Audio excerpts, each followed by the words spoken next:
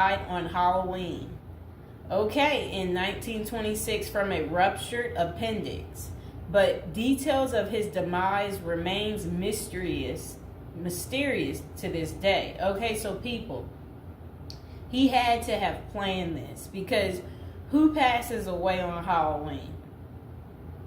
Okay, somebody that obviously wants to be remembered every year on a holiday that's iconic. That's who.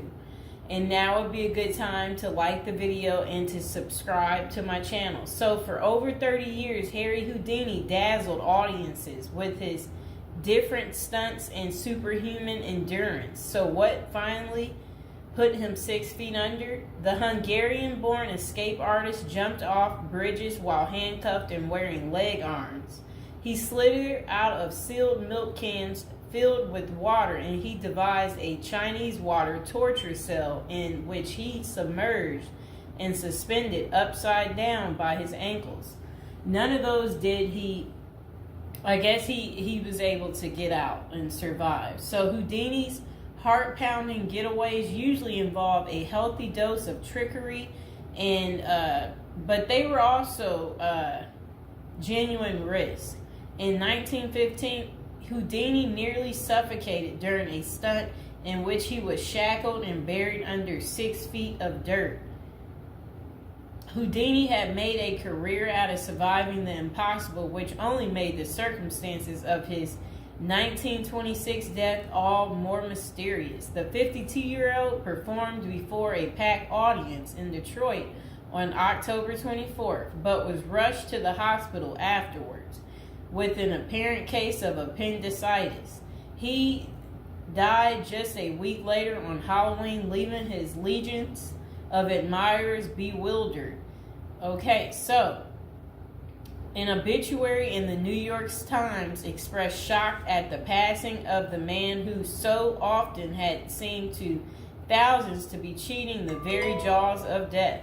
And I want to talk about something else. So I've been to Detroit, and I don't remember anybody talking about Houdini there. And I think they should have had some of his cool, iconic stuff there. But I did see they had Houdini stuff in Las Vegas when I was in Vegas. So, I don't know why they don't have it set up in Detroit. So Houdini's final performance. The strange series of events that led to Houdini's demise had kicked off several weeks earlier on October 11th. 1926, while being shackled into his Chinese water torture cell during a performance in Albany, New York. So it says he was struck on the leg by a piece of faulty equipment. He hobbled his way through the rest of the show, but was later found to have sustained a fractured left ankle. Against doctors' orders, Houdini continued his torture and traveled to Montreal, where he gave a lecture at McGill University. Just a few days later, on October 22nd, he invited some McGill students to visit him in his dressing room at the Princess Theater. The magician's sore ankle was still bothering him, so he plopped down on a couch while the group chatted. At some point, a student named J. Gordon Whitehead arrived and asked Houdini if it was true that he could resist hard punches to his abdomen, a claim that the magician had supposedly made in public. According to witness Sam Smits, when Houdini said the rumors were true, Whitehead abruptly delivered 4 to 5 terribly, forcibly deliberate, well-directed blows to his stomach. Houdini was still reclined on the couch and had no time to prepare for the punches, which appeared to leave him in considerable pain. And now would be a good time to like the video and to subscribe to my channel. Do you like this new series? This is the Death series, and there will be more series to come and more episodes from the Death series as well. And do you like my prison series? And if you haven't checked out my prison series I created just for you, you can go ahead and check out my playlist. And there's also a love spell series that I think you will enjoy too checking out.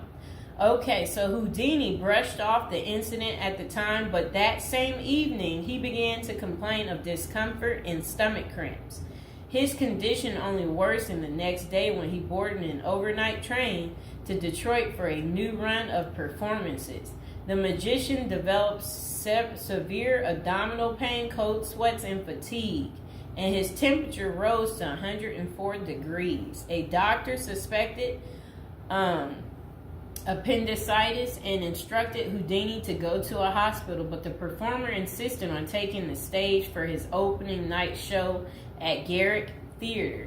Isn't that really funny? He still wanted to work even though he wasn't doing so well. Okay, he proceeded to struggle through his routine before collapsing immediately after the final curtain. The show would be Houdini's last. The same night, he was taken to a Detroit hospital and prepared for surgery. Doctors successfully removed his appendix, which was found to have ruptured several days earlier, but it had already poisoned his insides. Despite a grim prognosis, the magician clung to life until October 31st, when he died with his wife Bess and his two brothers by his side. The official cause of Houdini's death was listed as peritonitis caused by a ruptured appendix. At the time, the magician's doctors firmly believed that the illness was the result of so I guess some guy had given him something backstage during an encounter in Montreal.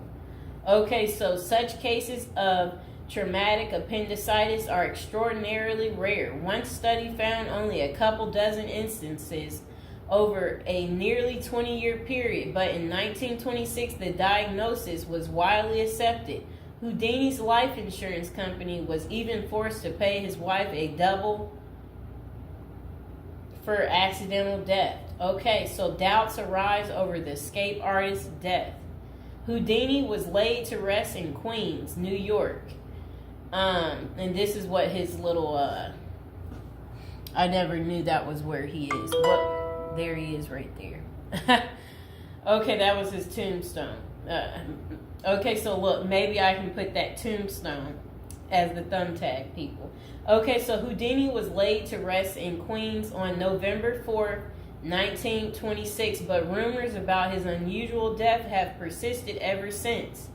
Many of the theories tend to focus on the magician's contentious relationship with spiritualism, a pseudo-fed religion whose adherents once claimed it was possible to communicate with the dead through seances and mediums. Houdini, a born skeptic, had spent much of the 1920s on a mission to debunk the spiritualist claims and expose its top psychics as frauds. The Crusades earned him several $1 million worth of lawsuits and more than a few enemies, but at the time of his demise, he showed no signs of letting up. Just a few months earlier, he had testified in front of Congress in support of a bill to outlaw fortune-telling in Washington, D.C.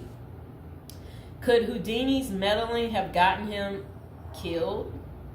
In the 2006 biography, The Secret Life of Houdini, authors William Kalash and Larry Sloman contend that the magician's death may have been a carefully planned assassination by members of the spiritualist community. If one were to suspect Houdini a victim of foul play, they write, then the section of organization crime that was composed of fraudulent spirit mediums must be considered likely suspect. Okay, so Kalash and Sloman argue that the spiritualists had a history of poisoning their enemies, and they note that no autopsy was ever performed to confirm Houdini's death. I wonder why. So his death was actually caused by appendicitis. If someone were hell-bent on poisoning Houdini, it wouldn't have been very difficult, they concluded. Considerable debate has also focused on J. Gordon Whitehead, the McGill student who supposedly delivered the potentially fatal gut punches to Houdini's Montreal dressing room. In the 2005 book, the man who killed Houdini, author Don Bell, floated a theory that Whitehead may have been in league with the spiritualists, some of who had previously threatened to harm Houdini or have him beaten up. Bell concluded that there was not enough evidence to connect Whitehead to any kind of criminal plot, but others have argued that he was an enemy agent who stalked Houdini during the magician's time in Montreal.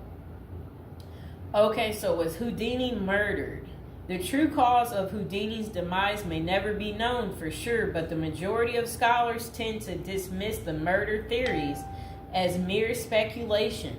For them, the more pressing question is whether Houdini's ruptured appendix had any connection to the stomach blows he received a few days earlier.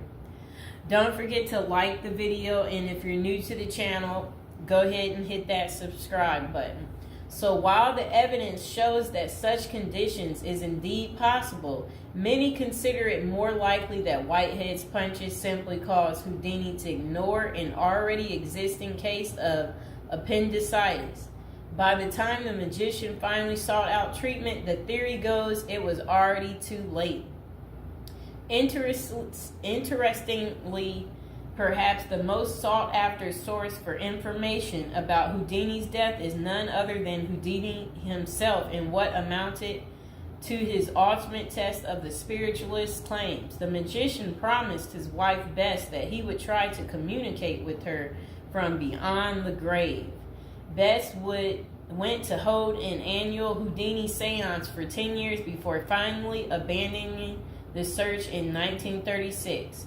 Fans and fellow magicians have since made the seance a Halloween tradition, but thus far, the great Houdini's ghost has refused to speak.